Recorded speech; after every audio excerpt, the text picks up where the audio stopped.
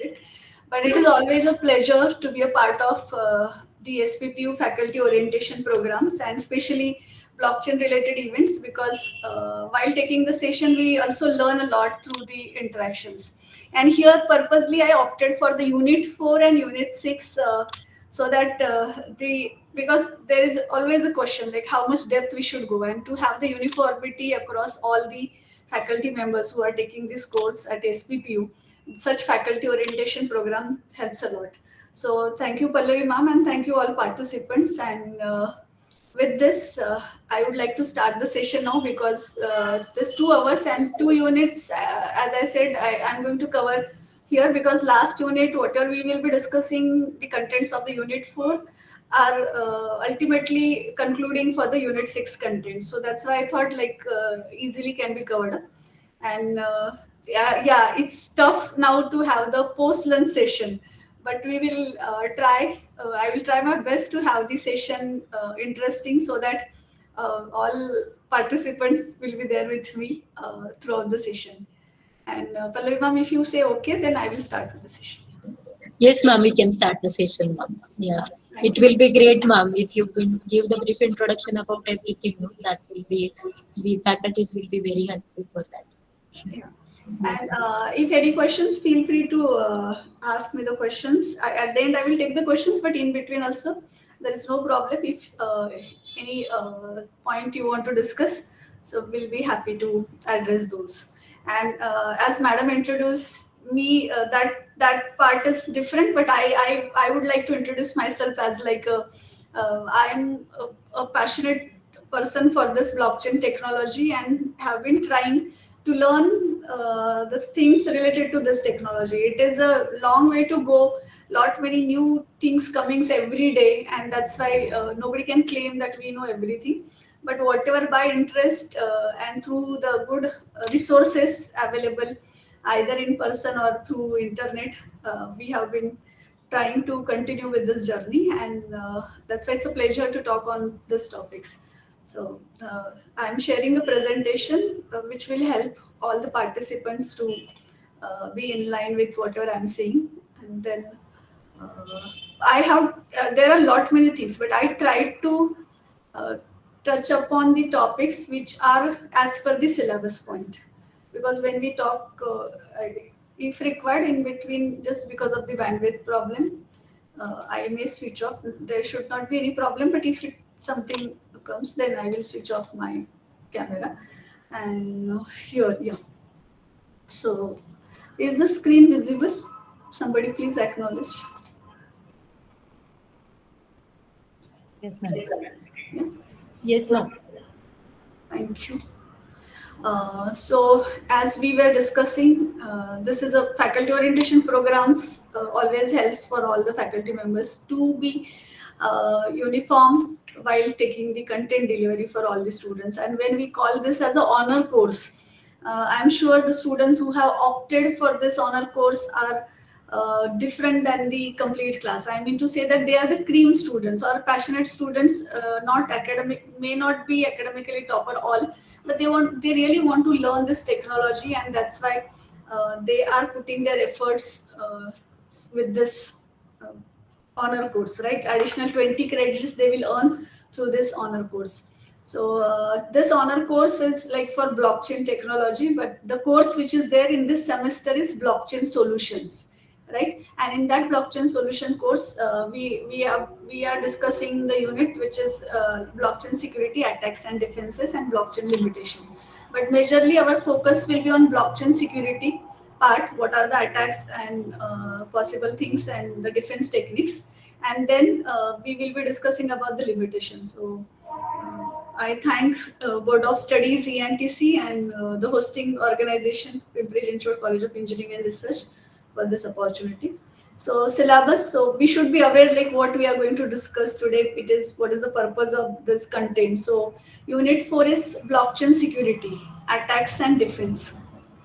So the contents are, and here I'm sure you must have observed that when we talk about this honor course, even in initial units when cryptography is there, so there was a lot of discussion how much depth to go, because when we say suppose elliptic curve cryptography, So whether the student should be able to solve the complete elliptic curve cryptography mathematical formulation and algorithm, are they able to implement?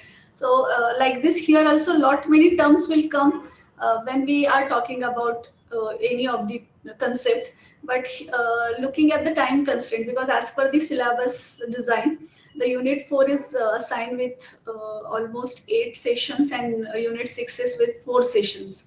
So limitation of blockchain, yes, we can do, but I in between I will be talking on few of the things, like how we can have the students activity related to this, so that the topic will be more interesting for them, and they will come up with this. Because in most of the concept, what is happening every day, some new things are coming, and a few attacks which are like overcome, but still there are new challenges. So that way we will I will try to keep the discussion.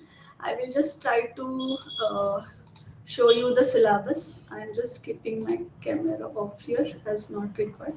I will show you the syllabus of the honor course because I have to, yeah. Here, if we say introduction to decentralized blockchain technology, and last semester you must have taken the course smart contracts and cryptocurrency. So this smart contract and cryptocurrency, where Bitcoin related things are discussed in detail, is very much important to understand whatever we are discussing with blockchain solutions. So that's why I'm assuming that with the Bitcoin, the students have understood which consensus algorithm and how Bitcoin works, how the addresses are generated. So this will help here all the participants to understand the concepts. Okay. So unit 4 is on, and I'm sure from yesterday you must be having a lot of interesting discussion regarding the use cases and all. So while implementing the use case, implementation is one part, but understanding the security of that application when we are taking that application on the blockchain technology plays a very important role. So with that respect, whichever projects are going on at the institute level, I'm sure this is one of the point where you can demonstrate how the implemented application is giving better results because of the blockchain, as we will demonstrate how this whether anonymity is achieved through the blockchain and all. So unit 4 is on blockchain security attacks and defenses. So here pseudo anonymity and anonymity, because we say that anonymity is achieved through blockchain, and Zcash, ZK snarks for anonymity preservation, attacks on blockchains, and which attacks, so Sybil attack is major attack, which is which itself leads to the selfish mining and 51% attacks, and then advent of Algorand and sharding based consensus algorithm to prevent the attacks. So here whatever we are discussing, as I said, whatever the references are given, that part is missed here. Otherwise, I used to keep all the references here also. So the book is available, PDF is also available. There are some part, but all points are not discussed in length. So we will be referring, for example, case snarks or Sybil attacks especially. So there we will be referring some research paper also. So that way we should focus while taking this topics, we should refer the research article also for few of the topics, and I am going to talk on that too. And then unit 6 is limitation of blockchain. Here I'm not going to take much time because we have been discussing about the blockchain from the very first course of this honor. And there, while understanding the blockchain, we must have understood that what are the challenges, what are the limitations, and especially what are the myths related to this blockchain technology. And I'm sure this will help us to make the understanding very clear, because now the students are towards the end of their honor course. So they should be very clear what are the myths and what is the actual reality of the blockchain technology. So everyone is aware about this symbol, right? So this is the very famous application of blockchain technology, or the very first application of blockchain technology, which is a Bitcoin cryptocurrency. And Bitcoin cryptocurrency got introduced in 2008 by Satoshi Nakamoto. So when Satoshi Nakamoto proposed in his paper, and the first block implemented in 2009, Genesis block, and then the process started. How many bitcoins for a year? What is the mining process? Proof of work? Everything is like completely amazing journey, or we will say that very different kind of application he started. And there is a history why this Bitcoin was needed. So financial crisis which was there in 2006 lead to the need of such kind of application. But in spite of such a great application, nobody knows who is Satoshi Nakamoto. I'm sure you all must be agree with me that why for the other applications, for example, Ethereum blockchain platform. So Vitalik Buterin is the inventor. So everyone is aware about who is Vitalik Buterin, but Satoshi Nakamoto, nobody knows whether the person is he or she or group of people. So we always say that this is a pseudonym, right? So when we are calling it as a pseudonym, so because we are not aware who is Satoshi Nakamoto, but yes, we are able to relate this Satoshi Nakamoto with respect to the Bitcoin, because they implemented, or he implemented, or she implemented, and that way the things are going on. So the same thing, I'm taking this link for our discussion of the topic, that is pseudo anonymity and anonymity.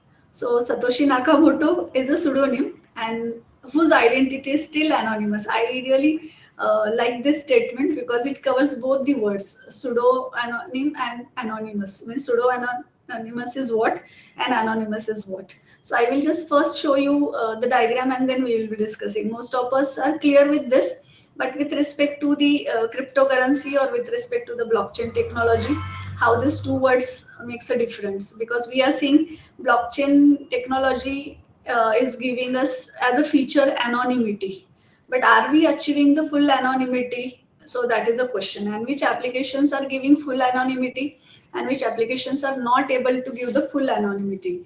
And there also, as per the need of the application, sometimes we don't want full anonymity, and sometimes we want pseudo anonymity. And this is also a myth that blockchain is always on anonymous. Not necessary.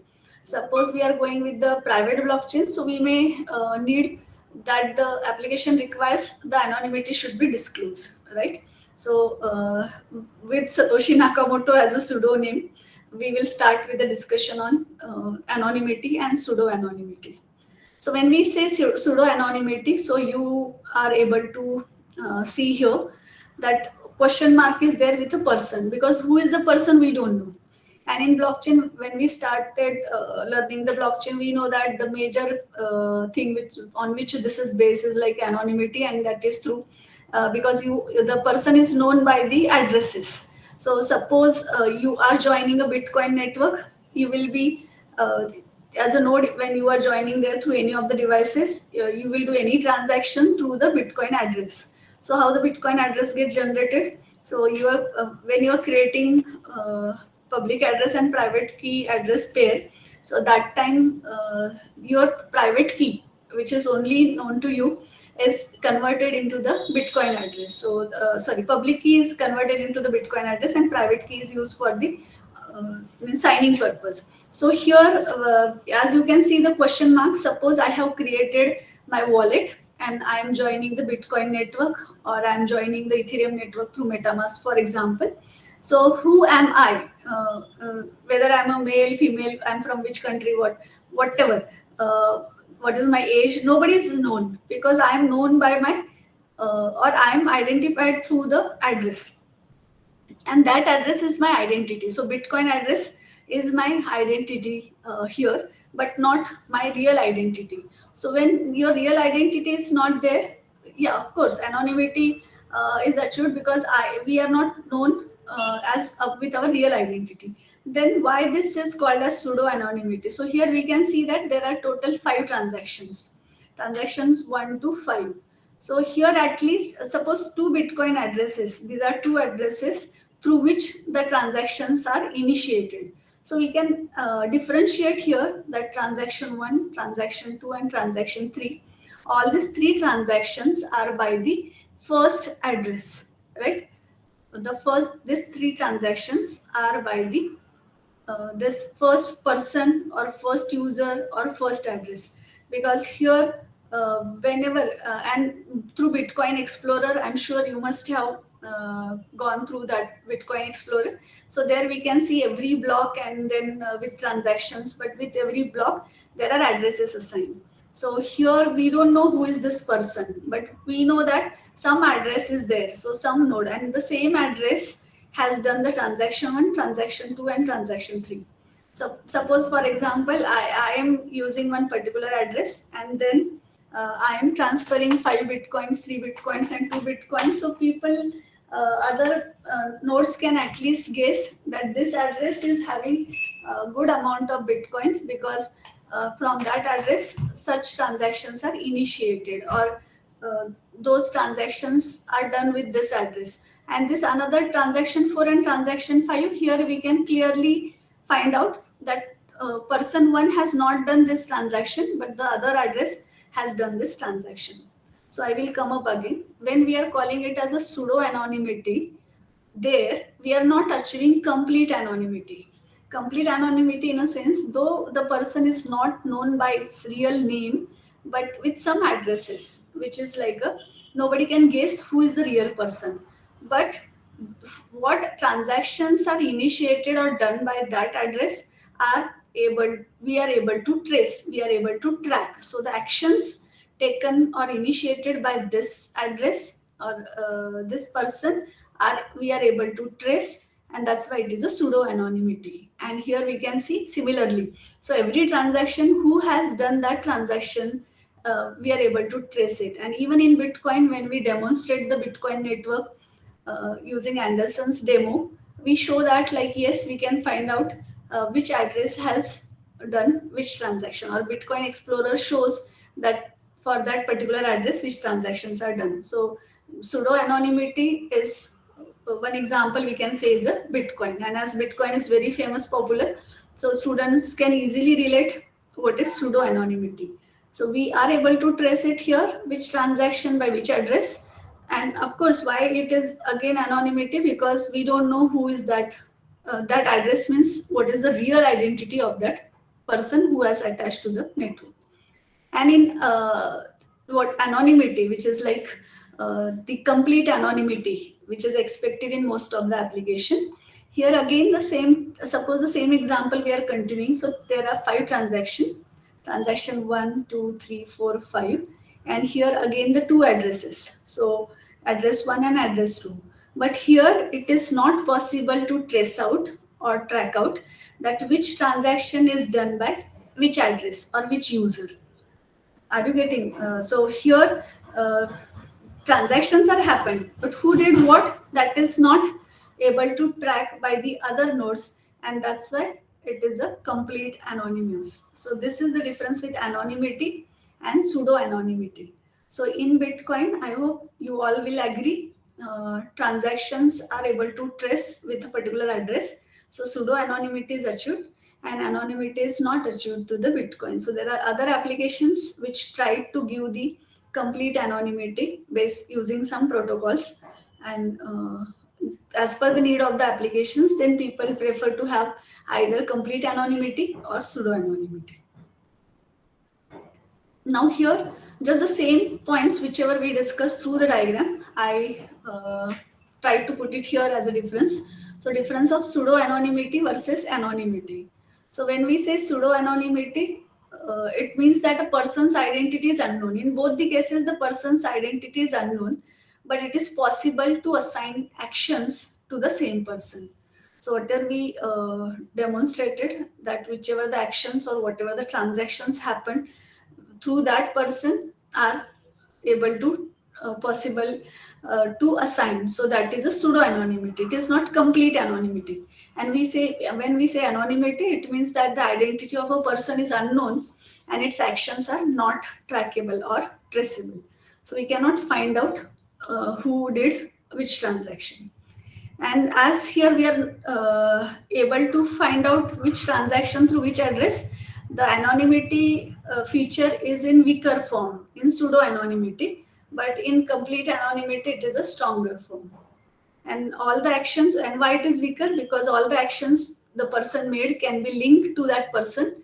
So it is not complete anonymous, means weaker anonymity here. But here it is possible, it is impossible to link any transaction to a specific person. We can't guess which transaction through which person. So that's why here it is complete anonymity. The very famous application Bitcoin is the example of pseudo anonymity, and the Zcash or Zcash is the application which is having a Zcoin, zero coin cryptocurrency.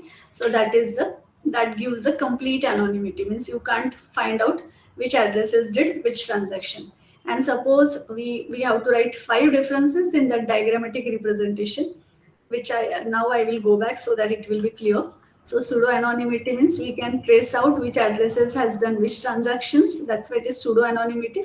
And in anonymity, it is very difficult to find out which addresses did which actions or transaction. So that's why it is an anonymity. So we should make the students clear that both the features, though we are claiming that blockchain gives anonymity but not complete anonymity, and as per the need of the applications, the use case can decide to go with which application. So I just thought to check with the text box if any questions or queries are there. So as there are and simple questions, so it is. I hope it is clear. So we'll continue. So as Bitcoin, everybody is aware like how Bitcoin works, right? But and Bitcoin gives pseudo anonymity. Bitcoin gives pseudo anonymity because we are able to trace out which address is doing which transaction. But there are another applications where the complete anonymity is expected. Means people should not understand which address has done which action. So one of the application is Zcash here, or few people pronounce it as a Zcash also. So we know that Bitcoin is a main or cryptocurrency, and other coins are called as alternate coins. So Zcash is alternate coin because it is implemented with the help of the Bitcoin only. Means the open source code of the Bitcoin is used to create other coins, and that's why all other coins are called as alternate coins. So Ethereum and Bitcoin are mostly called as main coins, and the other coins are called as alternate coins. So Zcash is alternate coin with the primary motive of allowing for completely anonymous transactions. As we discussed the very first point, what is anonymity and what is pseudo anonymity. So this is anonymous transactions are possible with the help of the Zcash to have the complete anonymous and protecting user privacy. Of course, when we go for the anonymity, the concern is privacy. I don't want to disclose my privacy details, and Zcash is achieving the complete anonymity, and that's why it is for the privacy purpose. So it is giving more privacy as much as possible using advanced cryptographic mechanism. So how this is possible that you are not able to trace out even through the addresses? So there are some cryptography mechanisms, like we have been using ECC. So you cannot guess from the public key what is the private key. So here some cryptography mechanisms are used so that you cannot trace out which transaction has done which action. And that is the feature of the Zcash. And transaction types, Zcash allows for several different transaction types. Means whether it is private to private, private to public and all. And it uses 2 different addresses for that. So private and public. So Z addresses and T addresses, because as per the need of the private, suppose private to private transactions, so you may need pseudo anonymity also. So Z addresses to Z address, Z to T, T to Z. So 4 combinations are possible: private to public, public to private, and public to public here in Zcash. So as I told you, Zcash is alternate coin. So it extends Bitcoin's protocol. So Bitcoin code is used to design and develop the Zcash. So it is new transaction types. In Bitcoin, we are not using a Z address and T address. So transactions, because anonymity is completely achieved, the existing transactions linking is converted into another way. So more information hiding with the help of the Zcash. So who is the and which information is getting hide here? There in the Bitcoin, we are able to hide the person's identity. That means who am I? Am I of male, female, age, name, or a real identity is not disclose. But here, along with the real identity in Zcash, it gives payments, means who is the origin of the payments, which address, that is also hidden, and that is important part or distinguishing part of Zcash with respect to blockchain. Then destination, where I am sending or I am doing transactions, which destination and what amount I'm doing, means transaction details, who is the origin, who is the destination, where is the destination, and what is the amount. All these details are hidden here. Then separate anonymous currency. For this, as I told you, zero coin is the currency for Zcash, and versus base coin. Base coin is also there and zero coin is there, and it supports split, merge, transact zero coins. So those zero coins, and while taking the example of Zcash, you ask the students to come up with the difference of Bitcoin and Zcash or Zcash, because they have studied Bitcoin in thorough detail. They must have written the Bitcoin script also. So they will be eager to understand what is Zcash and what is the difference of both the things. So that way, this anonymity will be more clear to them. And to achieve this anonymity, because anonymity gives more privacy, right? So what Zcash is using? Zcash is using ZK SNARK system. So what is ZK SNARK system? It is zero knowledge, succinct, non-interactive arguments of knowledge. And we will be talking about the ZK SNARK system here. And it is short and easy to verify. So this simple, comparatively with the other computational algorithms, the ZK SNARK is giving more privacy or protecting the privacy because of the achieve, and that helps to achieve the anonymity.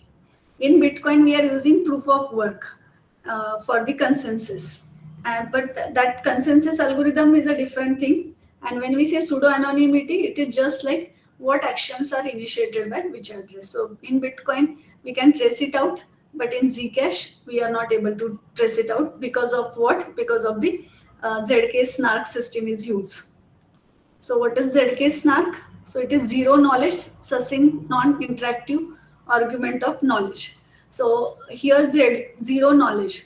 And as I told you, like whatever for 8 hours and 4 hours are given, here we are discussing that how much depth and what topics should be discussed. So here my request to all faculty members is that you should be aware about what is zero knowledge, and even you try to talk with the students on this zero knowledge proof. And there are interesting stories like Alibaba kind of simulation stories there.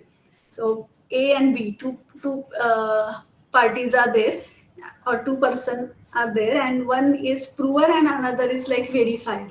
So A has to prove that I know the secret. Suppose like Alibaba, we say that the secret password to get the open door of that thing. So here, suppose a secret password I'm aware, and for example, here in our meeting, I just want to tell Pallavi ma'am that I know the secret, and she wants to verify that whether I know the secret or not. Means that secret word I know or not. So without telling the secret word to her, how to verify? How she will verify that I know the word? So that is called as a means I will not share anything with her, but she will understood that yes, I know the secret, or I know the important part or that word to me, and that is called as a zero knowledge. So sometimes you want to verify. For example, I'll just come to the screen here. So in KYC, what happens? Know your customer. So we are producing all our details, and then we are saying that you verify now that who am I. But here the interesting part is we don't want to verify. We don't want to produce the actual details, PAN card, Aadhaar card, anything. We don't want to give any information, zero knowledge, and then also we have to verify that yes, whatever you are claiming is correct. So that part is called as a zero knowledge proof. So I don't know in ENTC course whether it is already covered for the students or not. But if they have not done the cryptography, then they may not be aware. But you tell them the interesting story of the zero knowledge, that without giving any knowledge, they have to, and without interacting even. So here that's why the word is non-interactive.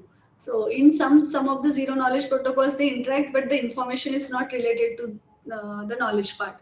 Knowledge is zero. I'm not giving any details. But here in ZK Snark, non-interactive. So they are not interacting. So that story, as I told you, I thought we have to discuss other things. So that pictorial representation I have not added here of the zero knowledge protocol, but interesting one. So how the another person who is a verifier will prove that the prover whatever he's claiming is correct. And the similar way, the same concept is used here based on the zero knowledge. And as we say, public, private, or Bitcoin addresses are generated with the help of what? So with the help of elliptic curve cryptography. So they need not to write the mathematical proof of complete algorithm, but at least they should be aware the concept that what is ECC. So here also, while discussing the ZK Snark, you try to touch upon the topic zero knowledge. So students will find it very interesting, and they may come up with other applications also, or they may come up with some use cases which really needs zero knowledge protocol. So with the help of zero knowledge protocol in Zcash, and that to be non-interactive argument of knowledge refers a proof construction where one can prove possession of certain information. Means I can prove that I have some certain information. I know the password, I have some secret word, for example secret key, without revealing that information. As I told you, I am not telling Pallavi ma'am that I know the password of suppose this meet, but she will understand that yes, I know the password, and revealing any information without any interaction, and without any interaction between the prover and the verifier. So Zcash based on or Zcash uses ZK Snark protocol or system where this which is based on the zero knowledge protocol, and it is a non-interactive also. So verifier can easily verify that the prover is having that information. And what is the properties of zero knowledge proof? So a zero knowledge proof must satisfy the three conditions. So one condition is completeness. That means whatever I am claiming, if the statement, suppose I am a prover and Pallavi ma'am is a verifier. So I just want to say something that I am claiming that I know the password, but what is the password I'm not telling her. So whatever the statement I'm making, if the statement is true, then an honest verifier can be convinced of it by an honest prover. Then whatever I'm claiming that should be convinced. So she should agree that yes, whatever way a prover is trying to prove is correct. So that is a property which is called as completeness. So it should be complete. Another is it soundness. So suppose in a case, if the prover is dishonest, means I'm just claiming that I know the secret key or secret password, but I'm a dishonest. Actually, in actual, I don't have I don't know the real password. So in that case, they can't convince the verifier of the soundness of the statement by lying. So if it is a not honest statement, then the verifier should be able to guess it that it is not a sound statement. Some lying means prover is lying. And the third property is zero knowledge, or the third condition is zero knowledge. Zero knowledge means if the statement is true, means whatever I'm claiming it is a true, then the verifier will have no idea what the statement actually is. So I'm saying that yes, I know the password, but that password, what is that password, or whether it starts with A, B, C, no idea, zero knowledge about that statement is done. So this is very interesting concept actually, zero knowledge, and many applications are built on zero knowledge, and there are many other applications where the people are looking for the solution with the help of the zero knowledge. But here when we started with the concept of anonymity and pseudo anonymity. So we understood the difference also. We saw two examples. Bitcoin is an example of pseudo anonymity, and Zcash is an example of anonymity. So when we are saying the Zcash is an example of anonymity, how Zcash is giving this privacy, more privacy? So it is with the help of ZK Snark system or protocol.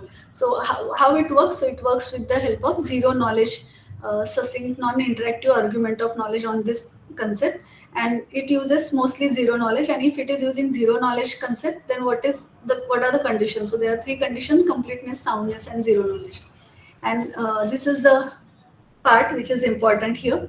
So transactions. So we know that in pseudo anonymity, what happens? The input one and input two are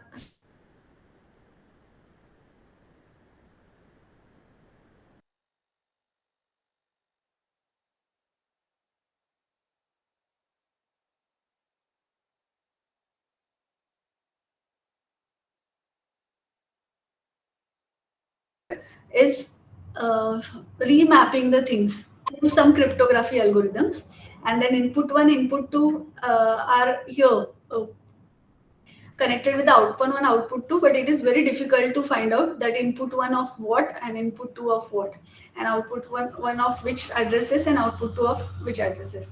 So here input one and two are linked to some outputs in hiding say here, and then value of input 1 and 2 is no more than those in the output. So here the things have changed, so it is not possible to link that which address has done which transaction, and that's why the anonymity is possible here and the privacy is achieved. So there are mathematical functions also, composite functions. So whatever the prover is providing the information parameters, how the verifier will verify on those parameters. So here I will request all faculty that you show them that mathematical, even in books also it is mentioned, or even papers you can refer, or general any video, and there just show them, they did not to implement that mathematical part, or they need not to mug up, but they should understand the importance of algorithms, cryptography algorithms, on which this kind of anonymity is achieved. So in their applications, if they want to use some of the cryptography, or they want to achieve zero knowledge protocol, so they should understand how it works. So ZK Snark is giving this anonymity, and that's why more privacy is achieved with the help of this one. So as we are talking about the privacy and other terms, so programmability, so it is kind of thing like Bitcoin is application where privacy and programming is less, as well as privacy is also less compared to Zcash. When we talk about the Zcash, so here programmability is less, and we know that in cryptocurrency the scripts are very small and need not to write much programming, but the privacy is more with Zcash. And why the privacy is more? Because of the ZK Snark protocol. And compare with this cryptocurrency applications, other applications where like Ethereum. So in 2014, Vitalik Buterin has opened the door for many applications. So Ethereum is a platform because of which not only cryptocurrency, but most of the applications got those insights that they can be implemented on the blockchain technology. And Ethereum is we can use it in the public private that form also. So Ethereum introduced one interesting concept. Can somebody say that what interesting concept is introduced when Ethereum started compared to the Bitcoin? I mean, to achieve the programmability.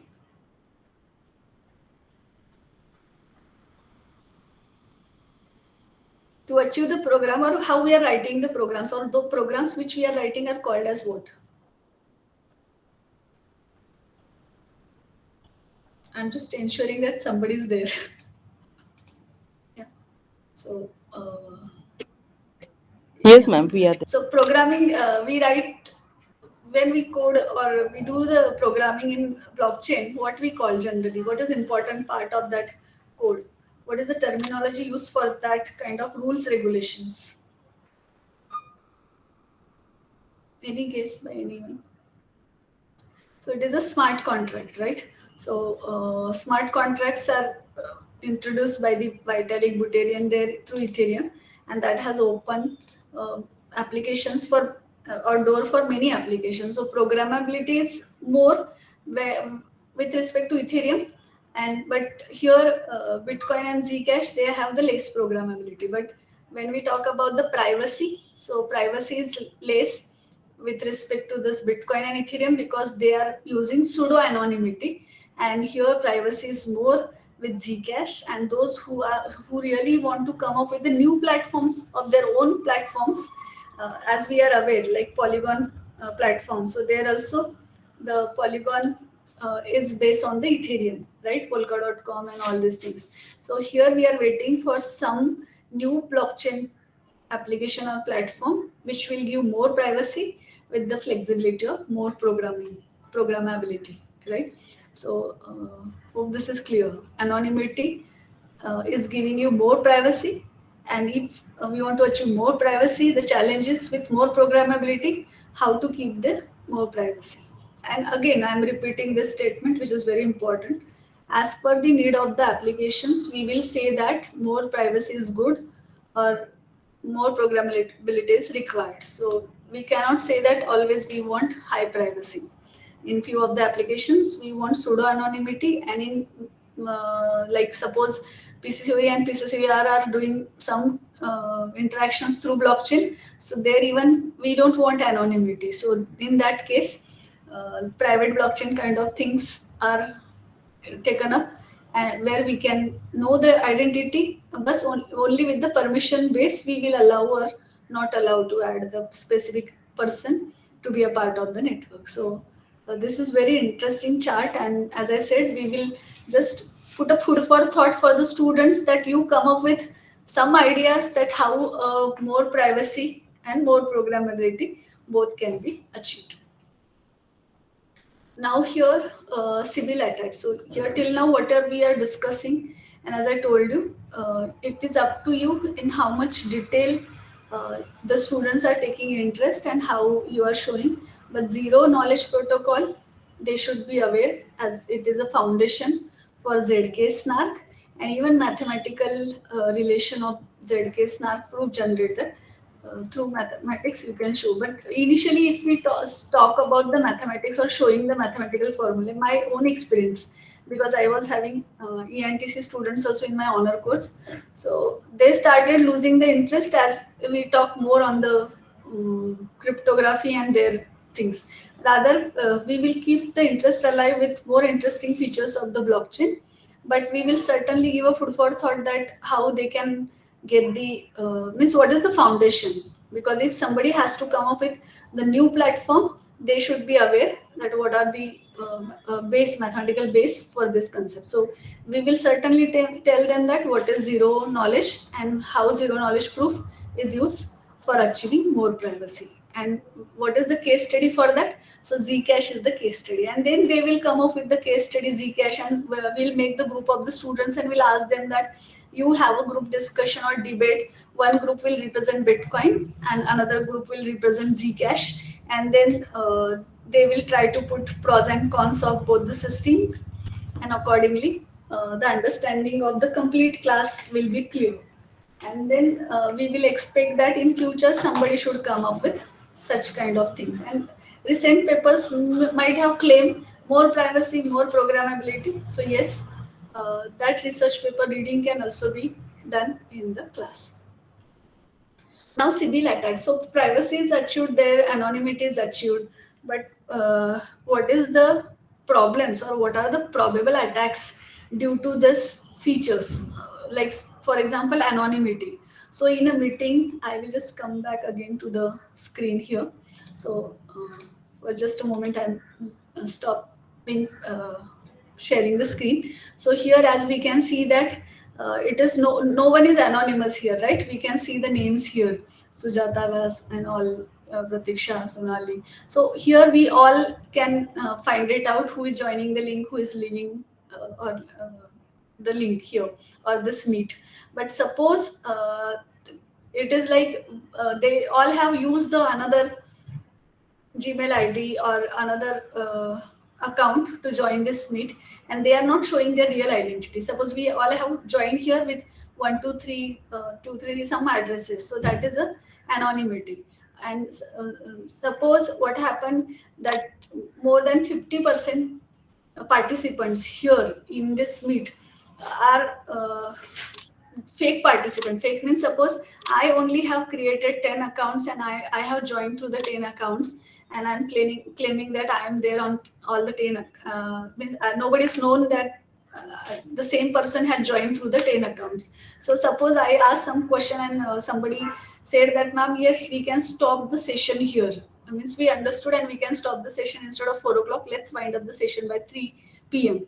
So though like we wanted to continue till 4 o'clock, but more than 50% people are here with the fake identity, and this one person wants to stop the session at 5, and that's why 50% are claiming here, which are actually the same person and they are the fake accounts. So what we will say, Pallavi ma'am will decide that now majority of the participants are saying that they want to they understood and they want to stop the session at 3 o'clock, and we will stop. So this is the problem with anonymity. I hope you got some insights, like what there are many challenges with anonymity when you are not able to identify who is doing what, whether it is a real identity, means real address, or most of the people are trying to hijack by creating the fake identity, means anonymity but with fake identity. So that is a challenge, and the same can happen with the help of the on blockchain applications or blockchain platforms. And one of the attack for such kind of application is Sybil attack.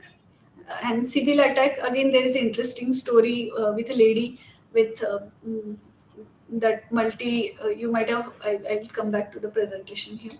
So she is having that multi disorder, and that's why one lady with different forms, or her own. We say sometimes that he is having the problem multiple faces and all. So that due to her name Sybil and some surname, so this attack is called as a Sybil attack. So you show that story to the students. I tried to avoid to add in detail those things here, just assuming that time constraint. But if time permits, a few slides I have, so I will show you. So you can show them the story and you can say that this lady, the same lady, but she is into different that multiple disorder. So she is just trying to assume that she is the same person with different those things, and that's why the name is Sybil attack. So what is the Sybil attack? So in Sybil attack, what happens? Sybil attack uses a single node to operate many active fake identities. Means node is same. Means suppose you have one MetaMask account or one MetaMask wallet or one Bitcoin wallet, and through one Bitcoin wallet you are creating multiple addresses there, right? So that is possible and that is allowed. But again, what you are doing for the mining, multiple nodes you are joining, same. Means I am just from my organization's 10 nodes I have created, and all 10 nodes are actually the fake identity, because I am the same person. One person is with the help of multiple nodes. So use and not necessary node, within the node multiple addresses also. So it uses a single node to operate many active fake identities or Sybil identities simultaneously within a peer-to-peer network. So blockchain is a peer-to-peer network, and we know that in Bitcoin proof of work, how consensus gets built. So out of the participants, any node, a puzzle is given, and that puzzle who is solving, that is called as a miner. So mining process happens, and those who is having more computational power wins the puzzle and or get the solution for the puzzle. And that miner, why he should or she should put the computational power? Because incentives are given. So just assume that out of 10 nodes or 10 participants in a blockchain, many are fake. Means that always those 6, and those 6 means me only, for example.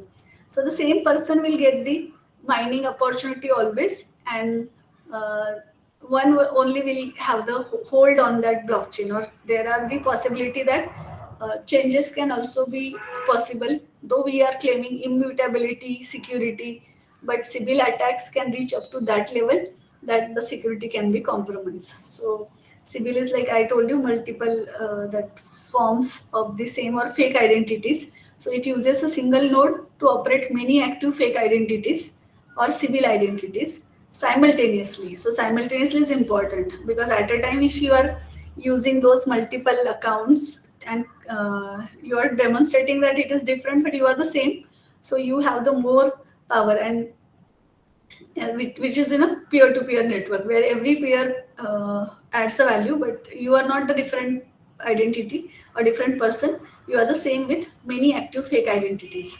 So what is the aim of the Sybil attack? So Sybil attack aims to undermine the authority or power. So just imagine, out of 10 people or 10 nodes, a single node, or I am only having the power of 6 nodes. So ultimately it is undermining the authority or power of the others. So it aims, Sybil attack actually aims to undermine the authority or power in a reputable system by gaining the majority of influence in the network. So automatically your influence will be there. Just imagine decision making. So more number of people and claiming. As I gave you a simple example, our meet only. So in our meet, if there are fake identities, means one person has joined by different names, they will take the power, right? So they can close the meet, they can float some voting decision, and voting will be always in their favor, because it is not the different personality, it is the same. And just imagine the very important financial applications and such things are happening, so it will be very dangerous. So that is called as a Sybil attack. Though the possibility of creating many active fake identities is not that uh, easily possible, means that possibility is low. Even research papers have claimed like how much percentage Sybil attacks and like this. So but that is interesting part. Again, you ask the students to come up with that statistics, the Sybil attacks, and then discuss again on these attacks. So and such kind of examples easily explains what is mean by Sybil attack. So, and the purpose is to undermine the authority. So the fake identities serve to provide this influence.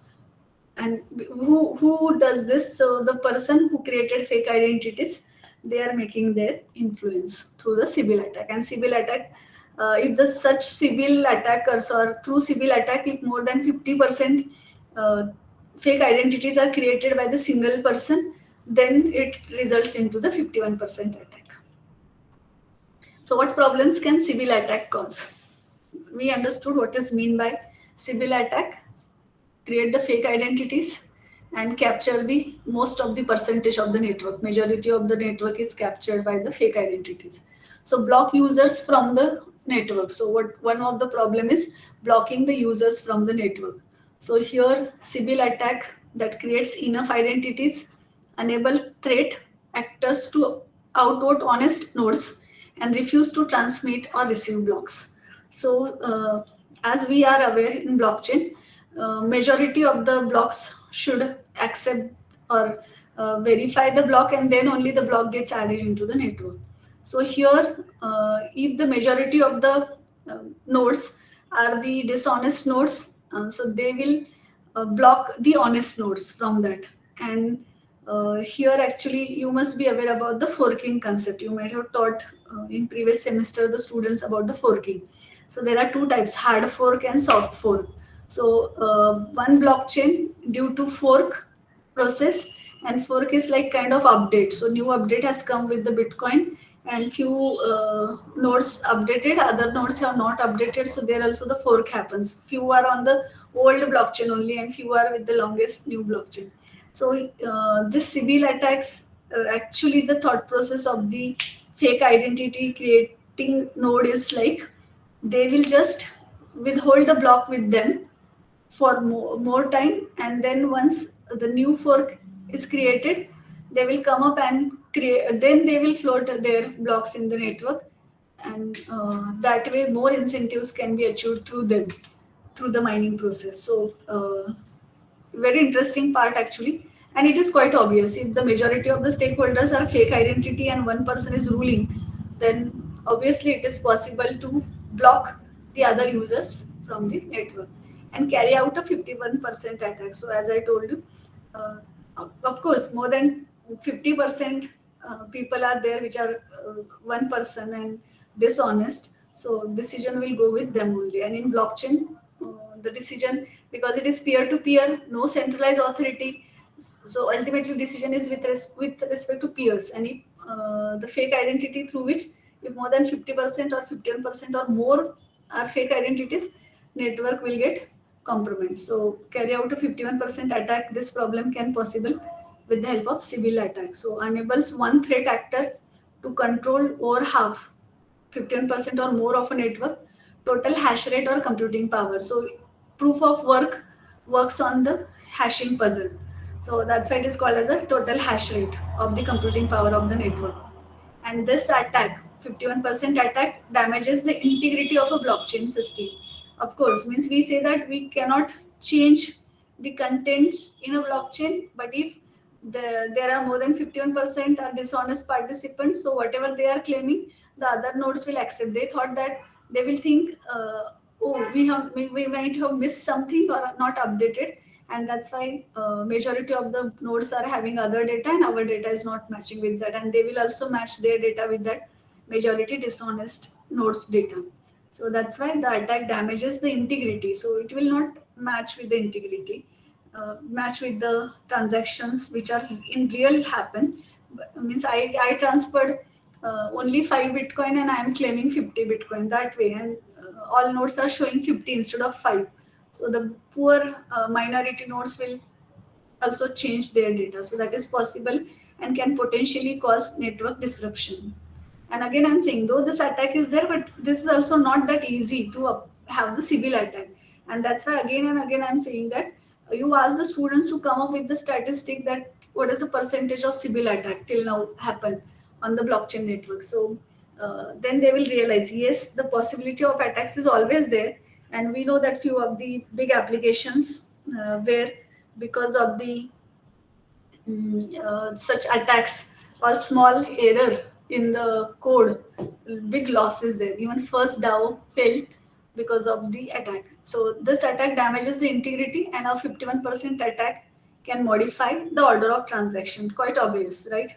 So because majority of nodes, whatever they have written, the other nodes will copy it. So reverse the actors transactions to enable double spending. Double spending also we have been telling to the students the problem with the blockchain fork, means fork is one thing and double spending is one thing. So double spending because it is a digital code, digital format. So if the same code is used by more than once in physical note, you cannot use the note twice, right? Once the 10 rupee note is handed over to somebody, it is gone. But when it is a digital code, the same digital code can be used more than once, and that is a double spending. So that problem can also be there if Sybil attack happens and prevent the confirmation of transactions. So they will just withhold the confirmation of transactions, mean they will not approve the block, and those transactions will be withheld, and the other transactions which they want to get approved, they will push it in the blockchain network. So the possible problems with Sybil attacks are this, and this Sybil attack, because one person only coming up with so many identities which are fake identity, so it is as good as very selfish thing, or because I should be only able to do the mining, and that's why it is leading to the selfish mining and 51% attack. So selfish mining, again the same, because in Sybil or in number of networks, how many total number of nodes are there, and their majority of the nodes are claiming, means single person is behind all the nodes, and that's why it is a selfish mining. And why they are withholding a few blocks, because they will release those blocks later and they will get the credit of mining, and through mining then they will have the incentives. And as majority of the nodes will be for the same person, so another node is doing mining, then also the incentive will go to the single person only. So a deceitful mining strategy on proof of work blockchains. We are aware how the proof of work consensus algorithm works. So it is like a puzzle where they have to generate a nonce using the brute force strategy, and that nonce should give us the particular hash value with some defined constraint, as if the generated hash should have the first 4 values as a 0 or first 5 values as a 0. So some strategy which is decided with proof of work kind of blockchains, and there if somebody is capturing 51% or more nodes and claiming they are different but it is the same person, so it is deceitful mining strategy, means dishonest and especially with respect to such kind of blockchains, proof of work. Proof of stake is with more stake, and proof of work. They both the places it can work, but here through the mining, they want to earn the money, and that's why they use the fake identity. And one miner or a group mines a block. So particular either single person or group of people, they are mining a block and they withhold it privately. They means some transactions are coming, and we know that in Bitcoin, how many transactions per second, and plus how much time it takes to mine a block. So it almost takes 10 minutes. So whatever transactions are coming within that time period, those are taken into one block. So dishonest or this fake identity nodes will withhold those transactions privately. They will not release those transactions. And as I told you, soft fork or hard fork, if the two forks are created, then later on they will release these blocks to show that the new blockchain with more length, and that's why the claim will go with the fake nodes, and that's why there is a possibility of big attack. So selfish mining and 51% attacks are the means causes Sybil attack only, and Sybil means what? Creating the multiple fake identities by the same person. And of course, when there are dishonest participant, more though they are fake through one person, so it surpasses the honest miners chains to steal the mining rewards. So their purpose is to get the mining reward, means to earn more bitcoins, and as dishonest person is doing this, they are surpassing the honest miners. So this is selfish mining and 51% attack. So even with various role plays and things, the students will understand this concept, selfish mining and 51% attack. And as I told you, Sybil attack. So you tell them the story of that lady who was having that problem, and because of her name, these things are there. But here, as I told you, with privacy, the zero knowledge protocol is important.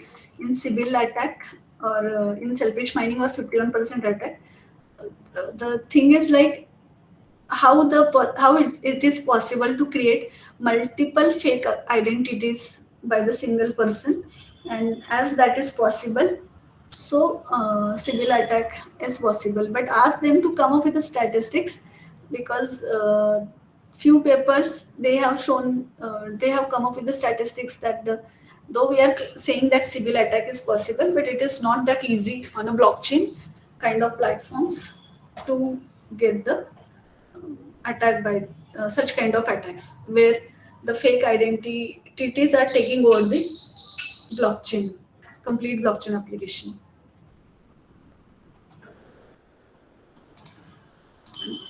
I just wanted to check with if any questions are there, and feel free to ask if in between any questions are there, right?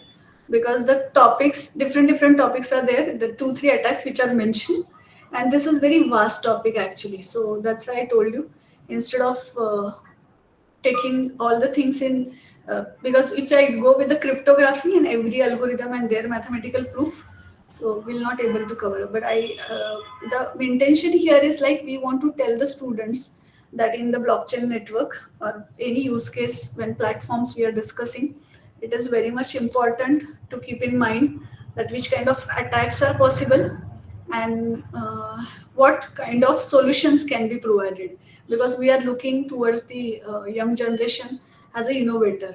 So and they should think like a few of the use cases, and they should think whether here anonymity is important or pseudo anonymity is important.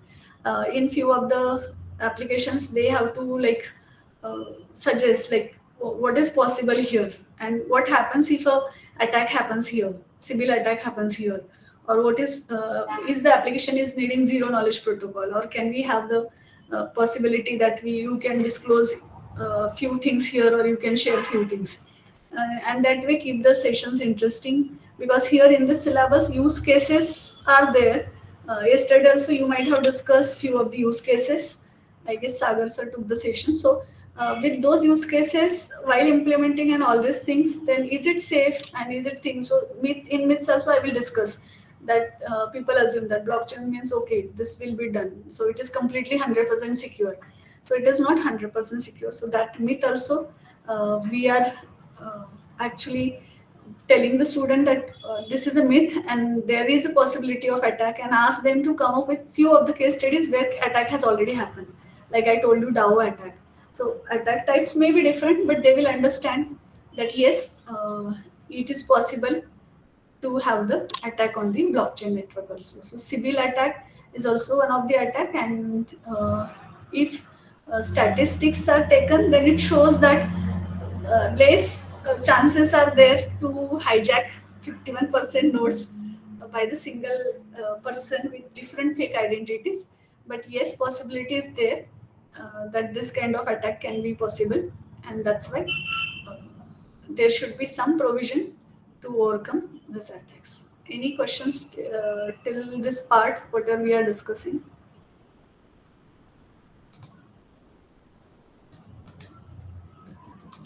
If anything is there, feel free to ask the question. Alternate coin is like one concept where, and every day if you check, even I don't know Shrikant sir has taken his session or not, but if he is taking, then he will also let you know that they are into creation of different cryptocurrency. Even students, they are coming up with the application where they are coming up with their own cryptocurrency. So lot many ideas are there with the students, and they want to implement those. And the source code is openly available. So just ask them to explore, to come up with. And if you are taking, for example, Zcash or Bitcoin example, just ask them to explore about the Bitcoin Explorer. So they will understand that how the blocks looks like and what are the contents. I'm sure you must have done this by this time. And being honors course students, they should also try to read, make a habit to read the blogs, recent articles related to that topic. So that will certainly help them to make their understanding clear. So as no questions, I will proceed with the next topics. But feel free to ask me. You can unmute and you can ask, or you can put the question in the chat box also. And I know the difficulty because when ENTC students opted honor, and to tell them, because here in computer and IT we already had the course like cryptography, so they are aware about the algorithms or terminologies which we are using frequently. But here I let them understand that those concepts they need not to implement. The ready libraries are there. What is important is they should understand the features of the blockchain. And similarly here in this course, along with the use cases, they should understand what are the possible attacks on the blockchain. And when we want to achieve anonymity, means more privacy, so we need to understand more privacy should not lead to the attack.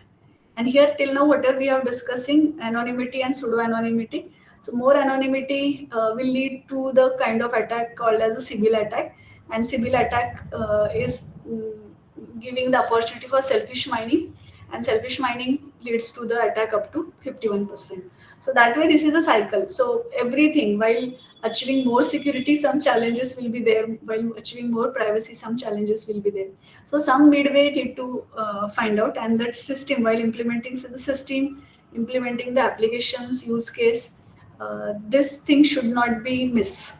Otherwise, we know that what a big loss can possible. And even in between, Bitcoin prices fluctuations and all these things, or people try to attack on those network also. So this chapter actually just give them the insights that it is not 100% secure, and there is a need to come up with the different algorithms also, right? So I will proceed with the next topic.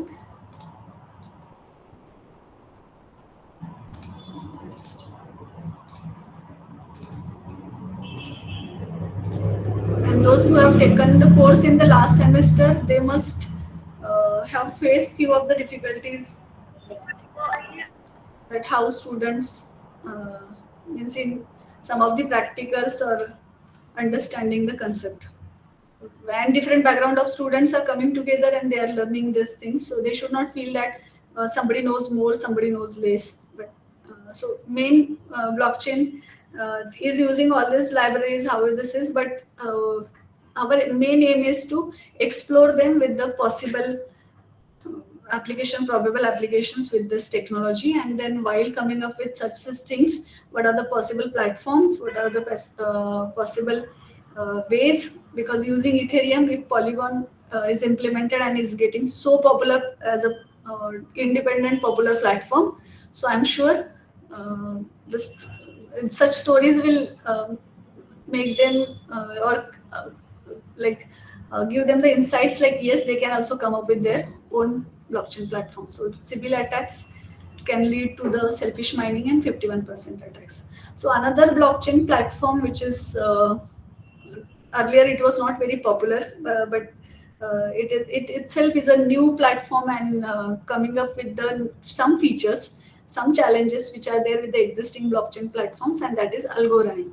So what is the advent of Algorand? So here actually we are talking about the privacy security attacks. So Algorand is giving better better security compared to the other applications. So how it used for the other applications and how it achieves it, so that we are going to discuss here. So security, it provides military grade security to network and consensus protocol levels and prevents hacks, malicious attacks. So what we discuss, the required things. So required things are security, anonymity, means privacy and security are most of the time the need of the customer for any kind of application. And those things, to get those more things there is a possibility to lead to some attacks. So one of the attack is Sybil attack, and that attack is giving the this kind of opportunity for the malicious nodes to hijack the complete network. So that's why the Algorand is a new platform, new blockchain platform, which provides the security kind of military grade to network and consensus protocol levels and prevents malicious attacks. So this is one feature. The scalability is the upgraded pure proof of stake. So proof of stake, student must be aware, because proof of work we explained, and proof of stake is there. So more stake,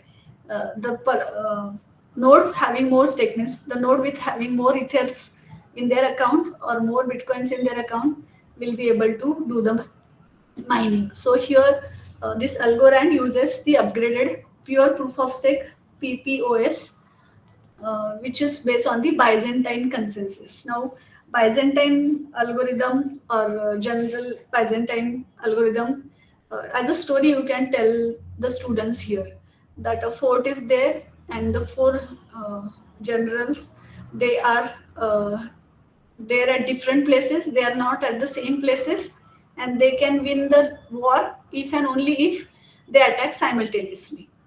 Uh, Here means I wish I would have kept those slides also, but while showing to the students, you add those slides as a story and then start discussing on this topic. So Byzantine, protocol says that there should be acknowledgement, means all four will get a message and they will acknowledge that yes, start the war.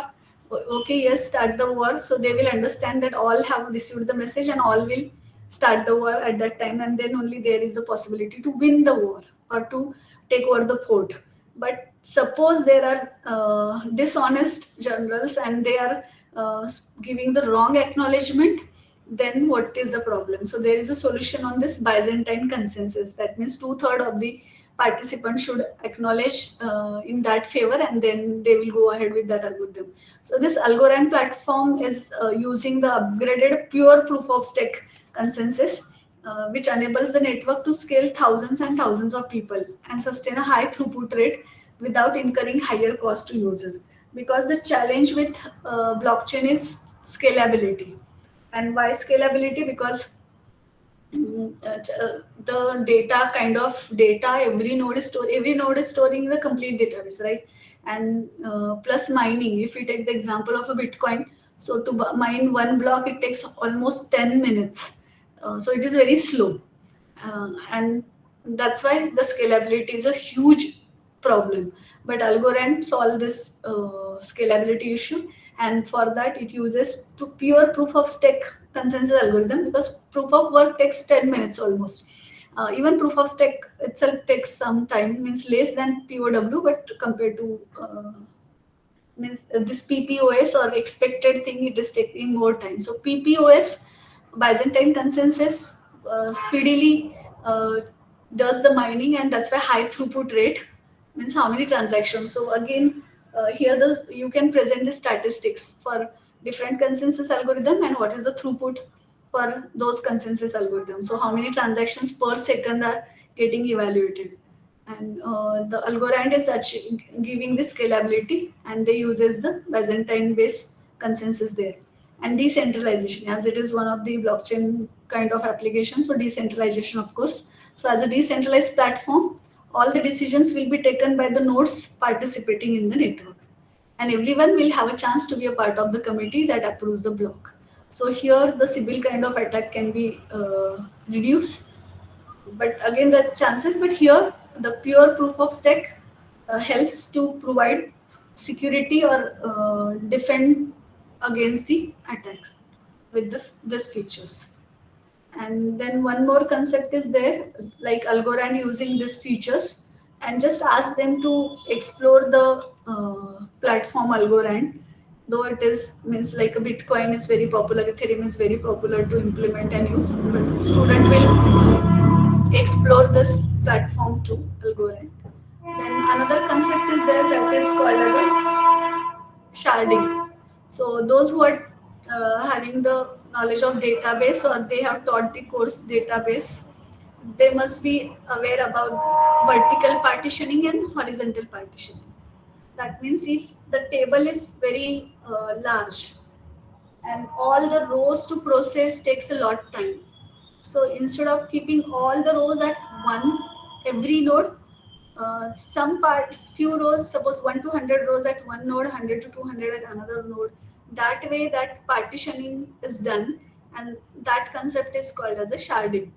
So here in blockchain, as we are aware, scalability is a issue, or storage space is a issue, because every node is storing the complete database or complete transaction details, and that's why how these issues can be avoided, or if attack happens then the complete data. So in that way, what can be done? So one concept is sharding, and here it suggests kind of consensus only, that how not to complete data, but splitting a blockchain into multiple pieces, means the complete blockchain data into multiple pieces, which are called as the shards. So dividing the data into multiple pieces, and that one piece is called as a shard, and storing them in different places. So there will be group of nodes who are having one set of shard.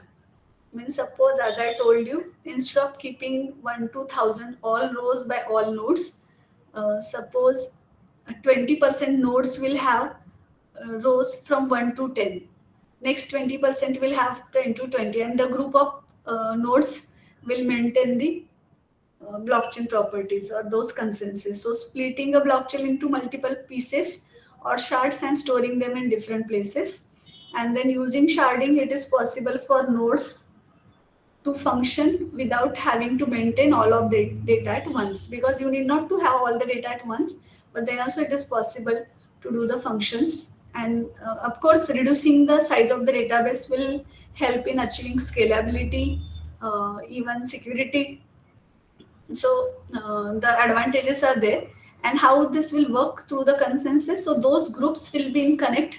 The network will be done in such a way that the consensus will be achieved, and the all will be at the same state, and transactions will be processed simultaneously and in parallel to each shard. So every shard can have the operations parallelly, and which will help in getting improvement in the throughput, which will result into better scalability. So network nodes will process only certain specific operation, and not the all as they were doing in linear model. So if complete data is at one node, then every node has to do the same operation. But here, as it is not every node, but group of nodes are divided for the data and operations. So those particular group only will do those operations, and parallelly other groups can proceed with the another transactions, which will help in achieving the throughput. And what is important part here in blockchain is to maintain the same state. So that state will also be achieved through this sharding process and sharding consensus. So though it works on the proof of work also, but mostly popular example is with proof of stake.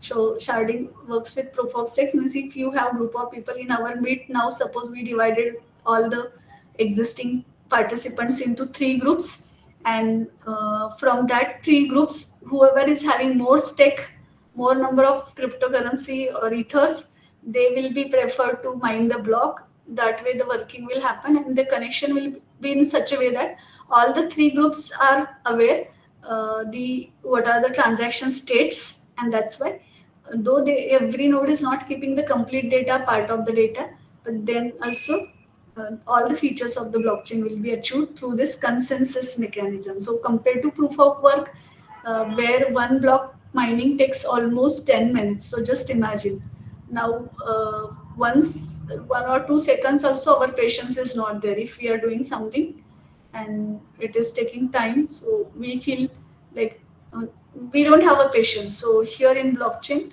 of course, as many applications are coming up, there is a need to come up with the consensus algorithm which will make the system faster, throughput will be improved, scalability will be achieved. So here this sharding works with the proof of stake, and the stakers or the participants dealing with different shards of the same blockchain and accordingly processing the network transactions. And then sharing of the shard, because complete data is not with anyone, but shard sharing. So process through which the information is shared of a shard is shared with other nodes, which is called as a shard sharing, and it leads to the scalability. It reduces the processing time. It is easily implemented on proof of stake, but it can be done with the other algorithm also, other consensus algorithm also. But with using proof of stake and the sharding concept together is leading to the sharding consensus algorithm. And sometimes the problem is security issue that also comes. As we say, some features are giving some challenges also. So in a group, again the civil kind of attack or something happens, then the security issue may possible here with the sharding concepts. This is about the attacks and defense. I'll just come back here. Yeah. So this part till now, whatever we discuss is about the features or the blockchain attacks and the possible efforts which the community is taking to defend those attacks with different platforms. And like the very first application is Bitcoin. So Bitcoin is giving or Bitcoin has like given cryptocurrency as one of the application which is very popular, and most of the people are using Bitcoin, but the challenges are there. So the challenges are what? So the one of the challenges is it is slow. Proof of work algorithm takes a lot of time. So this is challenge, and how it can be solved in the future. Till now, the Bitcoin is using proof of work only, but maybe in near future they may come up with the different consensus algorithm which will be faster, and of course it will lead to the more throughput or scalability will be improved there. Then security issue is there. Bitcoin attack also asks the students to study and come up with some articles, blogs, or even research papers. So in Bitcoin, when we are saying, we are claiming Bitcoin is secure, but if Sybil kind of attack, so what is Sybil kind of attack? So we will give them the example that mining, why the nodes should go for the mining, why they are preferring mining. So they are preferring mining because mining gives incentives. So every node wants to have the incentive in the terms of the mining, because initially only Satoshi Nakamoto, with that pseudonym, all the Bitcoins were there. And so we don't have a Bitcoin. So how we will achieve the first Bitcoin or first fraction of the Bitcoin. So through mining process. So mining will help the nodes to get the incentives in the terms of cryptocurrency. But the malicious nodes or the attackers, what they will do, so they will create fake identities and they will try to have the maximum mining by their side only. So that will lead to the surpassing the honest participants. So this attack is there, which is a kind of Sybil attack. And then to avoid such attacks, then what can be done, right? So Algorand has come up with the general Byzantine algorithm base some concept or Sybil attack in that Zcash, which is like giving complete anonymity. They are using zero knowledge protocol. So such protocols, such attacks, and the possible things, and not only with blockchain, but even smart contract itself, their security is a different kind of thing. Here we just have to give a insight to the students that whenever we are coming up with all these algorithms and applications, cryptography is the base, or mathematical, instead of cryptography I will say that the strong information theoretically secure algorithm, or the strong is the mathematical base, the strong will be the application. So they can't avoid it, they need not to implement it, but they should be aware that which kind of attacks can be possible and how the attacks can be avoided. And for that, the statistics, the stories, the discussions, few videos, even I thought to play few of the videos in today's session, but I was not very sure that how we will manage the time. So because another meeting, and Pallavi madam, I requested not to have today's session 4 to 6. So that's why few things are there. But you can easily find out those videos, interesting videos, even Sybil attack video, and especially use the blockchain based sites who have uploaded or created videos for such applications. Like Binance Academy is there, which is having few of the videos, interesting videos. So there the story wise student will understand that yes, this is possible. Visualization will be there, how the attack can be happen, and like this. So there we can demonstrate the possible attacks and the defense mechanism. Now I will take to the another part, which is like myths and reality, which comes under unit 6. Any questions here? Feel free to ask. Else I will proceed with the next topic, and then maybe 10-15 minutes I will take, and last 10 minutes we'll have